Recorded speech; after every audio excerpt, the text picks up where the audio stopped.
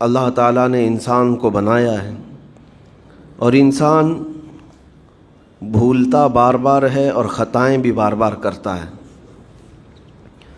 خطا کرنے والا اور بھول جانے والا اللہ کی بارگاہ میں ایسا نہیں ہے کہ وہ ہمیشہ کے لیے ناکارہ ہے، بلکہ اللہ تعالیٰ نے اسے زندگی میں بار بار موقع دیے ہیں کہ تو اپنی خطاؤں سے اور اپنی بھول سے پھر سے دوبارہ اپنی اچھی زندگی میں آ جا، اور اسی کو ہم توبہ کہتے ہیں۔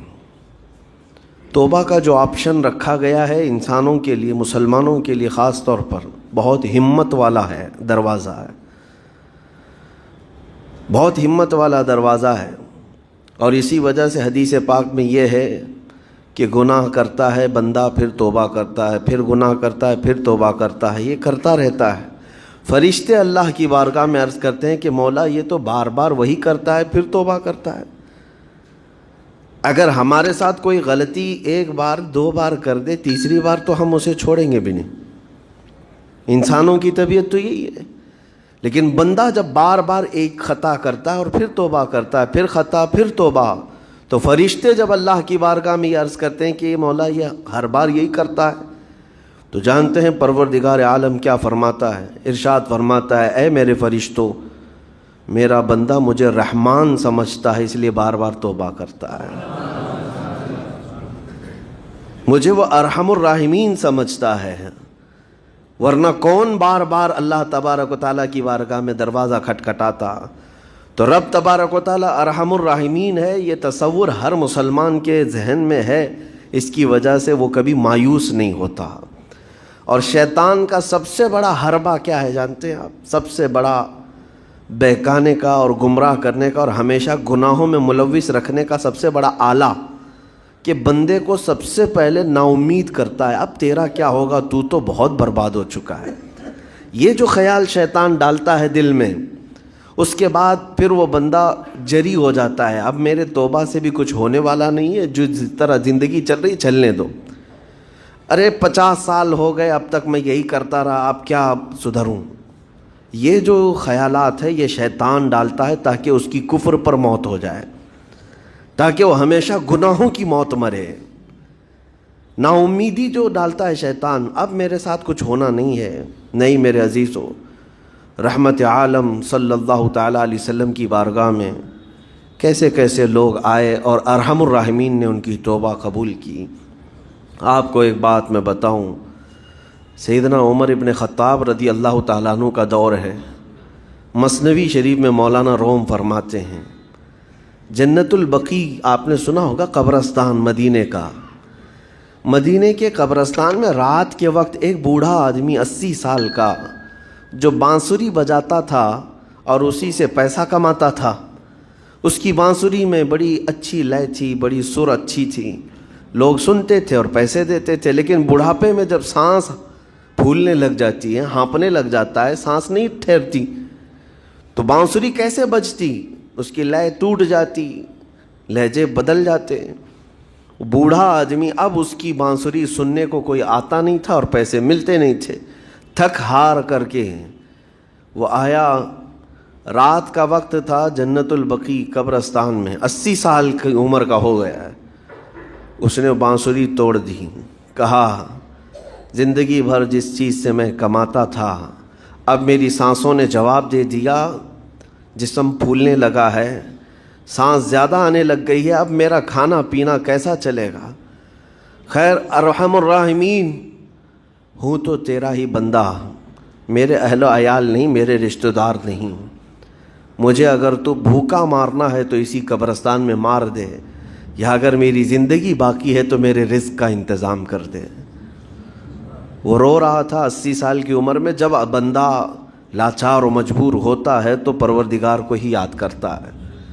جانتے ہیں عمر ابن خطاب رضی اللہ تعالیٰ عنہ امیر المومنین مسجد نبوی میں تھے اور ان کی آنکھ لگی تھی، خواب میں رسول پاک صلی اللہ تعالیٰ علیہ وسلم تشریف لائے، کہا عمر اللہ کا حکم ہے جنت البقیع میں جاؤ، ایک بھوکا آدمی کھڑا ہے، اپنے گھر سے کھانا لے جاؤ اور اس کی ضرورت کا انتظام کرو۔ نیند کھلی تو آپ نے دیکھا اللہ کے حبیب صلی اللہ علیہ وسلم کی طرف سے حکم آیا اور رب ذوالجلال کا حکم ہے. گھر سے عمدہ کھانا لیا, توشادان لے کر کے, کچھ مال و متاع بھی لے کر قبرستان میں گئے. ڈھونڈا کون ہے یہاں پر, تو دیکھا کہ ایک ہانپتا کانپتا ہوا 80 سال کا بوڑھا روتا ہوا نظر آیا. امیر المومنین اپنے ہاتھ میں توشادان لے کر اس کے قریب گئے. کہا تو بھوکا ہے؟ کہا ہاں بھوکا ہوں. بیٹھ چل میں تجھے کھلاتا ہوں. دسترخوان بچھا کر اسے اپنے ہاتھوں سے کھلایا اور اسے اپنی ضرورت کے مطابق جو ضروریات تھیں اس کی ضرورت کے مطابق وہ ساری چیزیں دی. وہ بوڑھا پوچھتا ہے آپ کون ہیں؟ حضرت عمر فاروق نے کہا میں عمر ابن خطاب ہوں. وہ ڈر گیا. حضرت عمر سے کون نہیں ڈرتا تھا کہ کہیں یہ کھلا پلا کر کے مجھے کوڑے نہ ماریں کہ زندگی بھر بانسری بجانے والا آج پکڑا گیا ہے, ہاں آج مجھے یہ سزا نہ دے دے. وہ کانپنے لگا. کہا کہ آپ یہاں کیسے؟ حضرت امیر المومنین کہتے ہیں میں خود نہیں آیا, مجھے اللہ کے رسول نے بھیجا اور رب تبارک و تعالیٰ کا حکم آیا تھا کہ تو بھوکا ہے اور تو نے رزق مانگا ہے اور مجھے تیرے رزق دے کر کے بھیجا گیا ہے. وہ چیخ مار کر کے گر پڑا زمین پر اور رونے لگا اپنے ہاتھ پھیلا کر. کہا سچ فرمایا مولا تو ارحم الراحمین ہے. 80 سال تجھ سے دور بھاگتا رہا, ایک بار کیا تجھے میں نے پکارا, تو نے وقت کے امیر المومنین کو کھانا دے کر بھیج دیا. اللہ رب العزت کی بارگاہ میں نا امیدی اور مایوسی جو شیطان لاتا ہے اس سے بندے بھٹک جاتے ہیں, بہک جاتے ہیں, انہیں توبہ کی توفیق بھی نہیں ملتی. اسی لیے میرا مولا فرماتا انا عند ظنی عبدی بی. رب تعالیٰ فرماتا میرا بندہ میرے بارے میں جیسا گمان کرتا ہے میں اس کے ساتھ ویسا سلوک کرتا ہوں. تم کیا گمان کرتے ہو؟ وہ سخت پکڑ کرے گا, ابھی مار ڈالے گا. وہ غفار ہے, قہار ہے, جبار ہے, لیکن ساتھ میں وہ ستار بھی ہے, وہ رحمان بھی ہے, رحیم بھی ہے. اگر رب تبارک و تعالیٰ ہر چیز پر پکڑ کرتا تو ہمارا تو جینا ہی نہیں تھا. یہاں پر اتنے گناہ ہو چکے. اور وہ رب تعالیٰ فرماتا وسعت رحمتی کل شیء, میری رحمت نے ہر چیز کو گھیر رکھا ہے. اللہ رب العزت بندوں کو معاف کرنے کا اظہار زیادہ فرماتا ہے.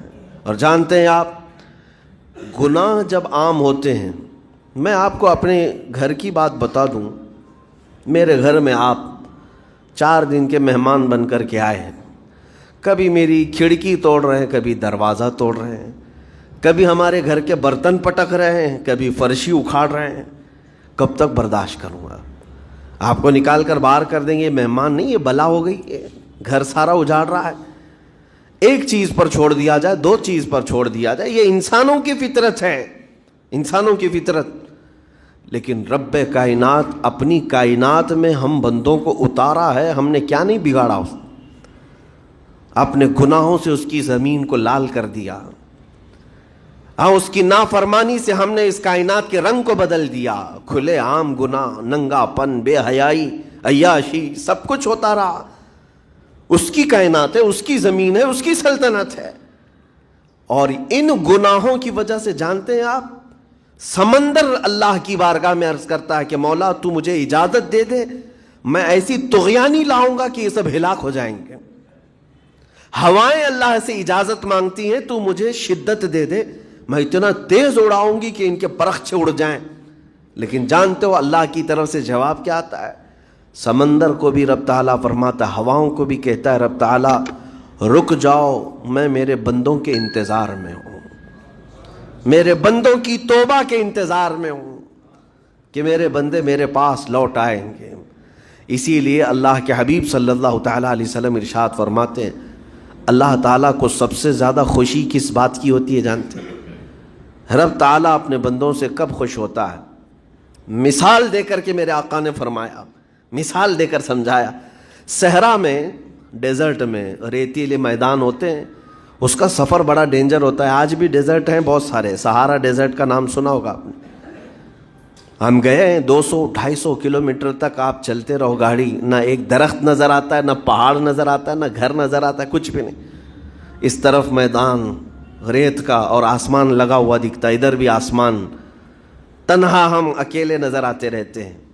صحرا کا جو سفر ہوتا ہے بہت کٹھن ہوتا ہے. نبی پاک صلی اللہ تعالیٰ علیہ وسلم مثال دیتے ہوئے ارشاد فرماتے ہیں ایک بندہ اپنی اونٹنی لے کر اس پہ ساز و سامان لے کر کھانے پینے کا صحرا کے سفر پر تھا, اور صحرا میں کھانا پانی بہت مقدار میں لی جاتی ہے کیونکہ کچھ ملتا نہیں, اور جلد سے جلد وہاں سے سفر گزار کر کے آنا. ایک بار اگر راستہ بھٹک گیا موت ہو جاتی, وہاں پہ راستہ ملے گا نہیں. جس طرف بھی جاؤ تو لگے گا سیدھا ہی چل رہا ہوں, ڈائریکشن ہی نہیں پتہ ہوتے صحرا میں. حضور پاک صلی اللہ علیہ وسلم فرماتے ہیں ایک بندہ صحرا کے سفر میں اپنی اونٹنی کے ساتھ ساز و سامان لے کر سفر پر تھا. بیچ راستے میں اسے نیند آئی, سویا. سو کر کے اٹھا تو دیکھا اس کی اونٹنی ساز و سامان کے ساتھ غائب ہے صحرا میں, بیچ صحرا میں. اب جو سواری تھی وہ غائب ہے, کھانا پانی تھا وہ غائب ہے, کچھ نہیں ہے ساتھ میں. گھبرا گیا, پریشان ہوا, اپنی اونٹنی کو ڈھونڈتا ڈھونڈتا تھک گیا. کبھی ادھر کبھی ادھر, کبھی ادھر کبھی ادھر, ہر جگہ کہیں کوئی نشان نظر نہ آئے. اور جب سواری نہیں ہے تو اب کئی 100 کلومیٹر کا بغیر کھانے پینے کے کیسے سفر کرتا. تھک ہار کر کے دوسرا دن ہو کہ تیسرا دن ہو, ایک جگہ وہ بندہ سو گیا. پھر سے سو گیا, اب راستہ بھی نہیں ملتا. سویا تو نیند سے اٹھا جب تو دیکھا اس کی اونٹنی بھی موجود ہے, اس کا ساز و سامان بھی ہے. یہ مثال ہے, یہ مثال ہے. میرے آقا صلی اللہ علیہ وسلم صحابہ سے اب پوچھتے ہیں اے میرے صحابہ بتاؤ اس بندے کو جو صحرا میں گمشدہ اونٹنی جس کی مل جائے اسے خوشی کتنی ہوگی. صحابہ کہتے ہیں یا رسول اللہ اس کی تو جان میں جان آ گئی ہوگی, کیونکہ وہ جانتے تھے صحرا کا سفر کیا ہوتا ہے. کہا سب سے زیادہ اسے خوشی ہوگی کہ اس کا کھویا ہوا سامان مل گیا, کھوئی ہوئی سواری مل گئی. میرے آقا صلی اللہ علیہ وسلم فرماتے ہیں گمشدہ اونٹنی کے ملنے پر جیسے اس مسافر کو خوشی ہوئی, اس سے کئی زیادہ بڑھ کر کے رب تعالیٰ کو اس وقت خوشی ہوتی ہے جب ایک گنہگار بندہ واپس توبہ کر کے اس کی بارگاہ میں آتا ہے. رب تعالیٰ کی بارگاہ میں جب بندہ پلٹ کر کے آتا ہے, رب تعالیٰ فرشتوں پر اس بندے کو دکھا کر رشک کرتا ہے. ارشاد فرماتا ہے میرا بندہ میرے پاس آ گیا, میرا بندہ میرے پاس آ گیا ہے.